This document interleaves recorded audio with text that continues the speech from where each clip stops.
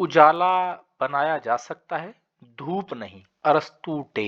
अरस्तू के बारे में बेहतरीन कालम मैंने ये पढ़ा, उसको थोड़ा सा मुख्तसर करके आपको बता देता हूँ।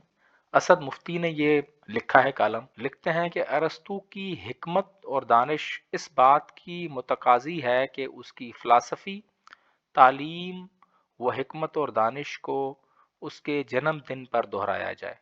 मकदूनिया का सिकंदर यकीनन तारीख का एक अजीम शहंशाह है, लेकिन एक मर्तबा उसके मुंह पर सरेआम थप्पड़ मारकर एक मामूली हैसियत के इंसान ने हाजरीन दरबार को हैरत ज़दा कर दिया।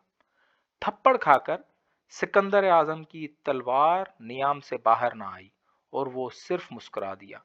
ये मामूली इंसान था अरस्तू, जो सिकंदर आजम का अतालीक था। अरस्तू तालीस के माने यूनानी ज़बान में फाजिल कामिल के हैं।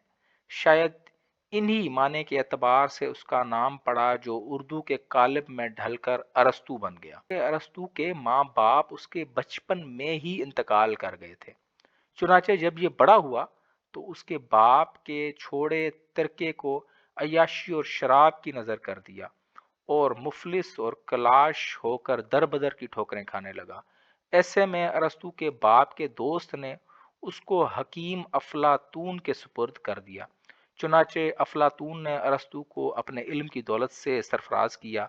जब अफलातून मजलिस में दरस में बैठता और इत्तफाक से अरस्तू किसी वजह से ना आ सकता या उसके आने में देर हो जाती, तो उस वक्त तलबा अफलातून से किसी मसले को हल कराना चाहते तो अफलातून कहता, थोड़ी देर सब्र से काम लो, बाअकल आदमी को आ जाने दो।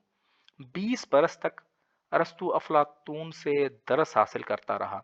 जब अफलातून बिला दस्तिया के सफ़र पर निकला तो अरस्तू बहैसियत खलीफा दर्स व तदरीस करता रहा। अफलातून के वापस आने पर अरस्तू लुकियोन चला गया।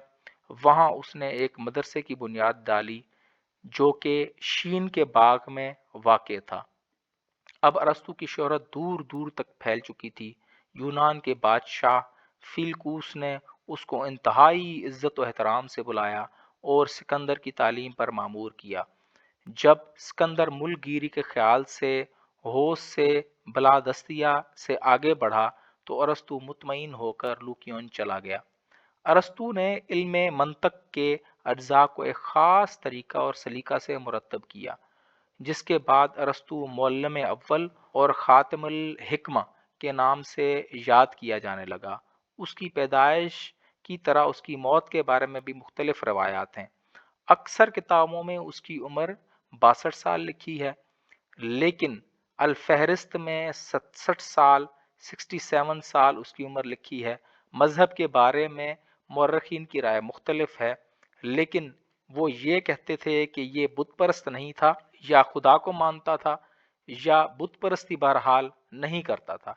उसकी मौत के बारे में भी मुअर्रिखीन की एक राय नहीं। बाज़ इसको दिक का मरना बताते हैं, यानी टीबी, और बाज़ का ख्याल है कि वो आखिरी उम्र में साहिल समंदर पर मद्दो जज़र की हकीकत दरियाफ्त करने गया तो मौत ने उसको उसी जगह गले लगाया। एक रिवायत में जहर खाकर खुदकुशी करना बताया गया है। अरस्तू की मौत के बाद अहले वतन ने उसकी लाश को तांबे के एक बड़े ताबूत में रखकर अरस्ता तालीस में दफन किया और उस मकाम को उन्होंने दारुल मुशावरत करार दिया, जहां वो बड़े बड़े और अहम उमूर पर गौर खौस और मशवरे करते। अरस्तू के एहसानात न सिर्फ अहले यूनान पर हैं, बल्कि सारी दुनिया उसे तस्लीम करती है।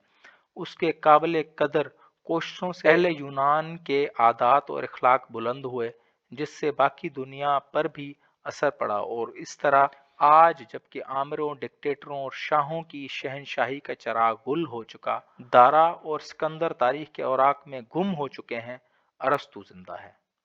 वीडियो देखने का शुक्रिया।